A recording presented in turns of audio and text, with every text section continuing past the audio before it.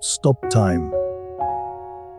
It was a simple evening, the kind that quietly slips by if you don't pause to notice it. I was pulling the pillows off my bed, preparing for another night's rest, when a familiar thought crept in. Where did the day go? The hours had flown by in a blur of emails, errands, and ordinary tasks. It felt like I had woken up, blinked, and suddenly the sun was setting. As I leaned against the bed frame, my eyes wandered to the photographs on the wall, my children when they were little. Their round cheeks, gap-toothed grins, the sparkle of innocence in their eyes. I whispered to myself, where did the years go? It was a bittersweet ache, one I know many parents carry. Life moves quickly, and somehow, the days that once seemed endless are now condensed into brief memories. I remembered summers of my childhood when time stretched lazily. Afternoons felt eternal, and every moment was vivid. Now, it felt as though time was slipping through my fingers like sand. That night, I made a quiet promise to myself. I wanted to slow down.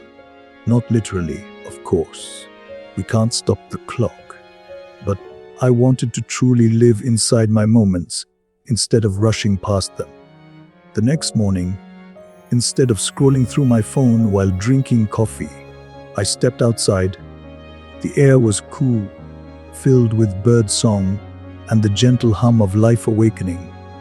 I noticed the dew glistening on the grass, the way sunlight filtered through the trees, the smell of damp earth after last night's rain.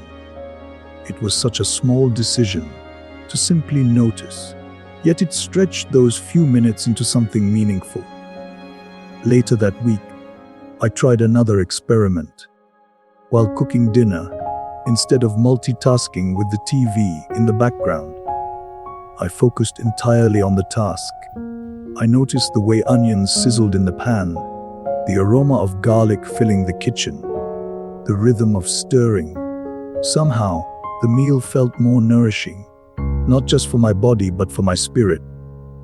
I also began creating little memory anchors. When my son told me about his day, I put the phone down and gave him my full attention. I studied his expressions, the way his laughter filled the room. I wanted to etch it into my memory. And you know what? It worked. The more I gave my attention, the more time seemed to expand. I started experiencing what I once thought was reserved for childhood summers. That feeling of fullness, of being alive in the moment. One afternoon, while walking, I stopped to look at a patch of clover on the roadside. I hadn't searched for a four-leaf clover since I was a kid.